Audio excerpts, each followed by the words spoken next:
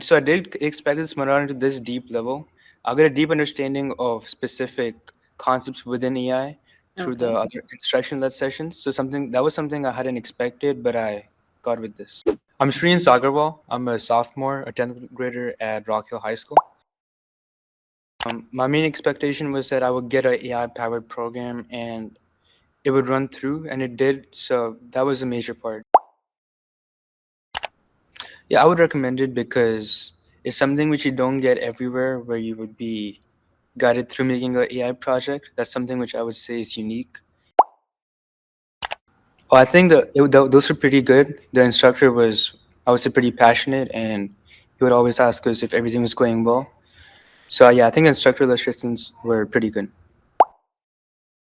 It was pretty good. He was pretty supportive, and he helped me whenever I had any errors. He would tell me how to fix it and guide me through it.